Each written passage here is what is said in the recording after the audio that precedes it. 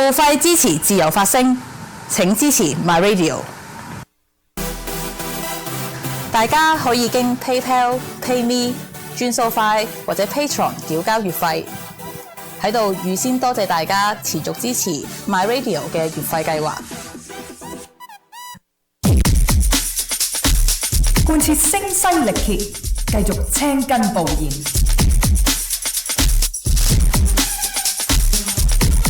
身體力行，隔空發功，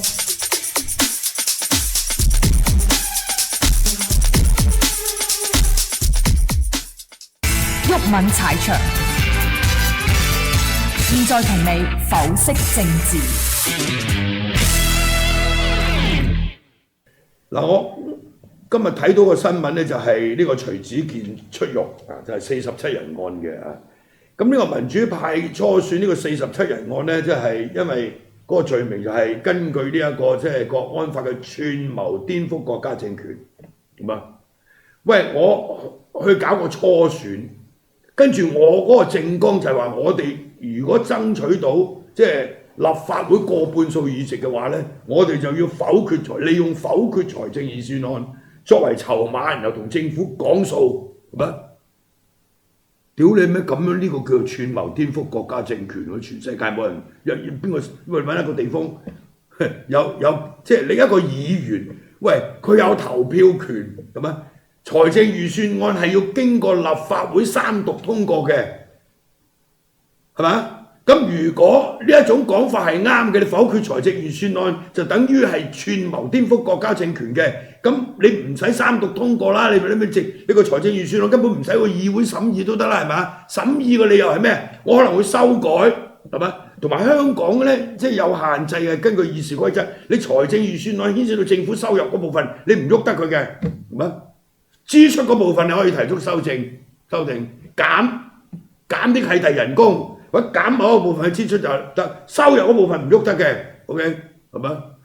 咁好啦，歷來因為喺個議會裏邊嗰個政治嘅版圖啊，就係建制派佔多數噶嘛，一投票就係咪過半數噶嘛，過半數就通過嘅，所以民主派一定要爭取到佢過半數嘅議席，佢先有機會否決個財政預算案。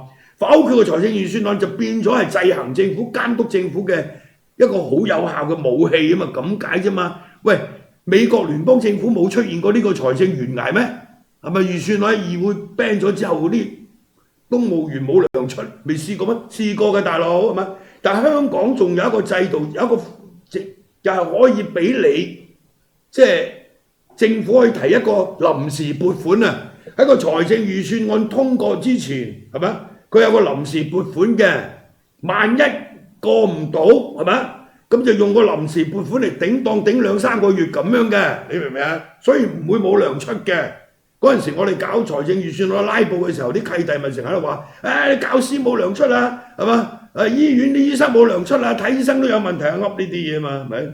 即係呢啲即係揾嚟講嘅 ，OK 係嘛？但實際上係唔會出現嘅，我話俾你聽，係咪？佢有個臨時撥款嘅，咪試過有一年臨時撥款都過唔到咯，啊！嗰一年就小弟有份喺度搞事嗰年咯 ，OK， 後來就要派錢咯，咪呢個咪大家討價還價。喂，咁佢哋支持否決財政預算案嚟作為同政府談判，咁當然呢個最大嘅罪魁禍首就梗係呢個戴耀廷啦，攬炒10部曲啊嘛，提出呢個，所以佢哋要簽一個所謂墨落無悔，有份簽嗰啲就寬重啲，係咪？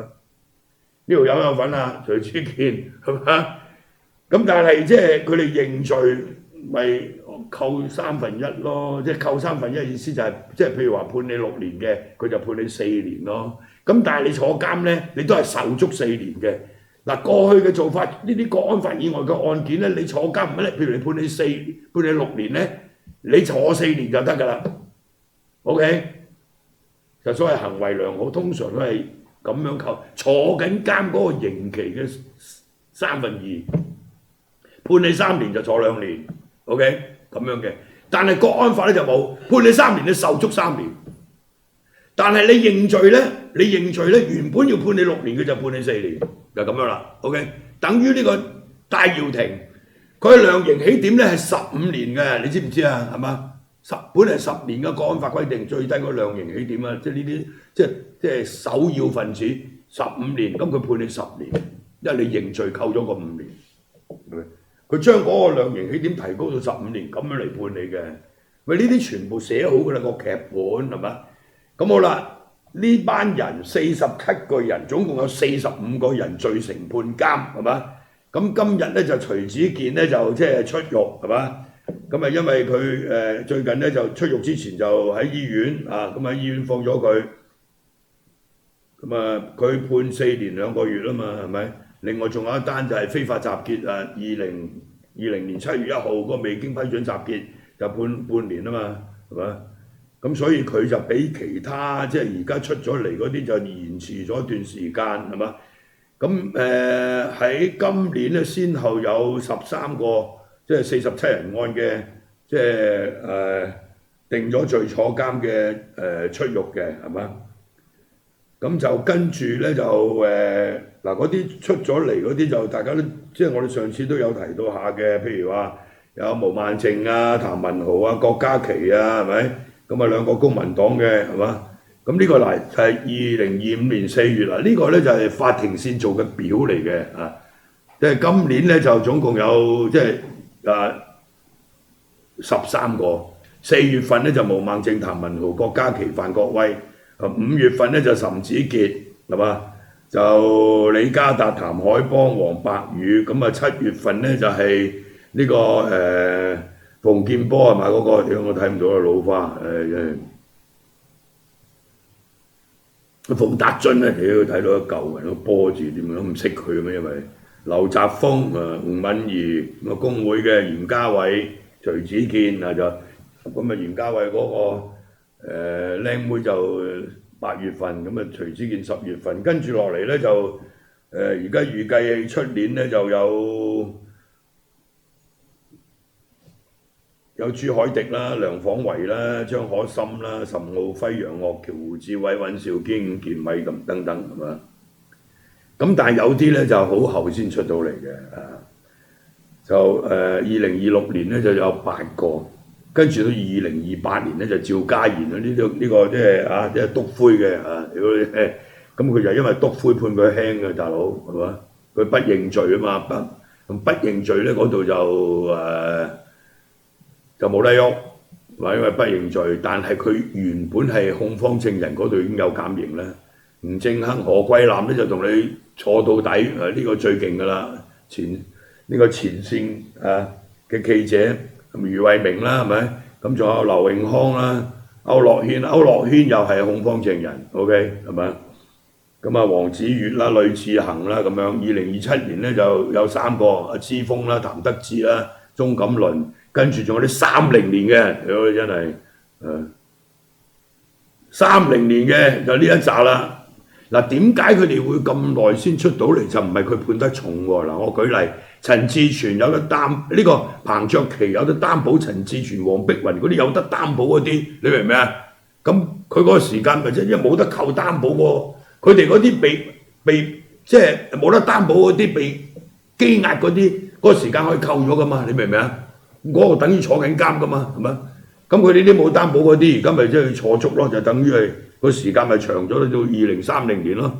咁啊，包括林景南啊，呢個又係控方證人嘅契弟嚟嘅，呢個陳志全、鄭達鴻、彭卓棋、黃碧雲、楊雪盈、何啟明、民協嘅柯耀林、林卓廷、施德來，咁都要2030年，長毛咧就2029年，因為佢係不認罪，係嘛？咁啊，戴耀廷就認罪，咁都要2032年，因為佢係攬炒10部曲啊，即係佢策劃，唔係仲有個周家成啊，咁都要去到2032年。屌你乜呢啲咁嘅政治犯，佢所犯何罪咧？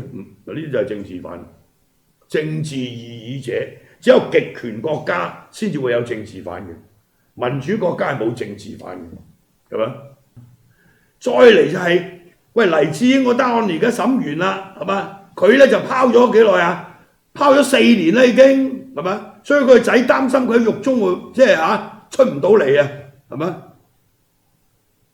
即係佢多數我估判刑咧最少10年咁啊，都15年冇走雞嘅，咁你點捱呢10幾年咧？請問係咪？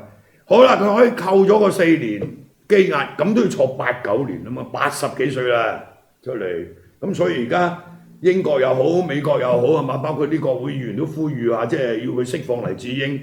咁我覺得共產黨睬你都有味啊！喺而家咁嘅環境，幾時先可以變成籌碼咧？頭先有人喺留言區度問，我真係唔知喎。咁但係今次黎智英即係呢個習近平去即係喺韓國同呢一個特朗普見面嘅時候，咁 Donald Trump 會唔會提黎智英咧？咁啊唔知 ，OK 係嘛？提咗佢睬唔睬你咧，又另外一個回事係嘛？咁另外仲有一單未審嘅嚇，即係其中2位同我做過同事㗎啦，兩個都係仁哥，何俊仁、李卓人，仲有周幸彤係嘛？喂，支聯會1個主席2個副主席成為被告係嘛？呢個咧就叫煽動顛覆國家政權罪。之前47人案咧就叫串謀顛覆國家政權，嗰個係一個行動，嗰個係一個行動係嘛？咁佢呢個咧就係你講係嘛，跟住你係煽動啲人啊，即係去顛覆呢一個國家政權係嘛？嗱，其實仁哥2個仁哥咧，佢都做過主席、副主席嘅輪流嚟嘅，譬如李卓人做主席，咁啊何俊仁做副主席，何俊仁做副主席嘅就係李卓人做主席。OK， 以前華叔未死咧，個主席就永遠都係華叔做嘅，司徒華。OK， 咁大家諗下喺97年7月1號之後，98年嘅6四維園有冇燭光晚會啊？有，係咪？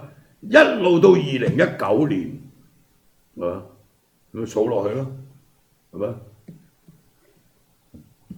咁而家支聯會成為第1被告，係咪？李卓人啊，即係主席，即係支聯會就第2被告，何俊仁第3被告，周幸彤又係副主席第4被告。佢嘅罪名就係煽動顛覆國家政權罪。原本係今年11月3號，即下個月3號就先處理即係周幸彤嗰個撤銷公訴書啊嗰個申請，因為佢要撤銷公訴。咁好多時我自己有2單案件係被告嘅時候咧，我哋都有申請過，即係先喺度搞啲司法程序，要佢撤銷控訴咁啊，梗係唔會睬你啦，係咪？咁但係佢法庭都要處理嘅。咁於是咧，即係佢嗰個撤銷公訴書嘅申請咧，就開審日咧就係11月11號。咁跟住落嚟咧就呢件案即係另外佢哋呢3個人，包括支聯會呢個組織被起訴嘅罪名就係煽動顛覆國家政權咧，就要押後到明年1月22號開審。嗱，2個仁哥，何俊仁咧就拋咗1300日。李卓人咧就1500日，係嘛？同埋呢個周幸彤都係，屌1500日就4年幾，1300日就3年半，係咪好離譜啊？係咪？何俊仁仲因為趙家賢個契弟 ，OK 係嘛？出賣阿仁哥啊咁啊！本嚟有得擔保嘅，佢有病啊嘛，有 cancer 有得擔保嘅，結果就撤銷佢嘅擔保。咁頭尾加埋就1300日，李卓人有1500日，周幸彤有1500日。周幸彤咧就唔認罪嘅，李卓人都唔認罪嘅，係嘛？咁然後咧何俊仁咧就要考慮認罪而家，係嘛？咁可能就我唔知啦，屋企人啊或者即係啲法律代表就同佢講，咁你認罪又有得減刑啦，係咪？咁就又有病啦，係咪？就無謂同佢喺度死撐啦，因為個結果大家都知道嘅。咁啊周幸彤就要砌到底嘅，咁當然大家有大家嘅選擇啦。咁啊仁哥佢話仁哥69歲，仁哥冇咁後生係嘛？仁哥69歲啫，我記得何俊仁我唔知啊，大家上去維基百科睇下，我冇理由帶佢5年咁多係嘛？咁李卓人64歲係嘛？咁佢哋嘅罪名咧就係2020年7月1號，即係國安法出咗嚟之後，到2021年嘅9月8號，在香港煽動他人組織策劃實施或參與實施以非法手段旨在顛覆國家政權的行為，即係推翻破壞中華人民共和國憲法所確立的中華人民共和國根本制度，或者推翻中華人民共和國中央政權機關。咁呢啲罪證係咩呢？之前就話呢個支聯會係屌你啫嚇，外部組織。喂，佢喺香港屌佢合法社團運作咗幾多年啊？20年係咪？而家先至係叫做屌呢一個屌呢即係外國境外組織咁，外國組織係咪？跟住呢幾個人一直都係支聯會嘅成員係咪？最後生嗰個周幸彤比較後入，李卓人同呢一個何俊仁喺支聯會成立嘅時候，64之後支聯會成立嘅時候，佢已經係支聯會嘅成員嚟㗎啦，大佬啱唔啱啊？包括梁國雄啊，好多個陶君行啊，好多係咪？梁耀忠啊，全部都支聯會㗎啦，係咪啊？支聯會仲有其他嗰啲即係民間團體又可以參與呢個組織嘅，亦都有好多，係咪？我就唔係，係咪？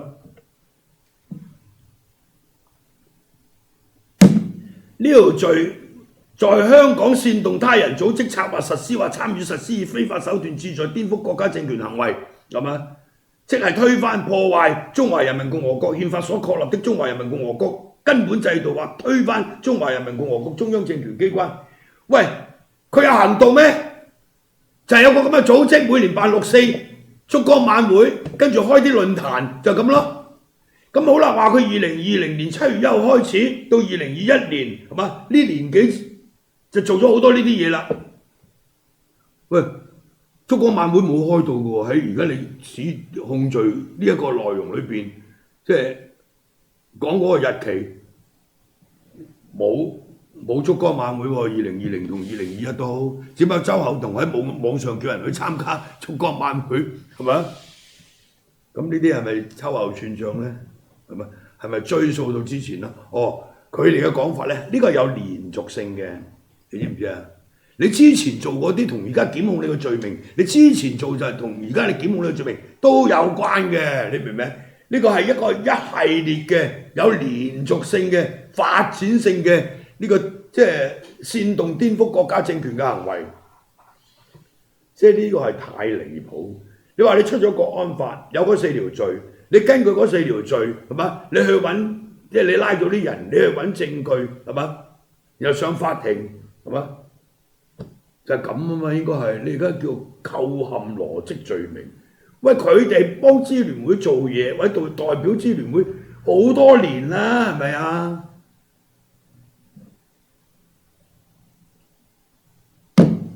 所以而家仁哥咧就選擇可能認罪係咪？咁我哋即係可以理解嘅係咪？因為佢又有病係咪？咁而家又韞咗幾年，咁希望即係呢個罪名即係就算成立啦，要審啦，但係審又有排審喎而家係咪？審個裁決啊，快啲定罪，跟住就判刑咁，然後扣咗即係佢哋羈押時間，咁希望仁哥就現案完咗就可以出嚟係咪？咁可能屋企人都係咁樣諗啊，係咪？咁但係呢個係咪呢個唔係政治犯啊？呢個唔係政治迫害係咩啊？請問，所以即係我點解重複要講呢啲嘢咧？係咪？今日就因為徐子健出監，咁我就即係諗起我就要講呢樣嘢係咪？因為冇人講嘅而家係咪？係冇人講嘅。好多謝法庭線，咁佢好巨細無遺去報導。佢係冇我呢啲評論嘅，係嘛？佢係有分析，係嘛？報導個事實，佢冇評論嘅，因為佢喺香港嘛，係咪？咁好容易中招嘛，我講得噶嘛，我喺呢度可以鏟啲法官，鏟你老母李家超嘛，係咪？我點解唔講啊？你仆街唔家鏟落地獄啦你，我話俾你聽，係嘛？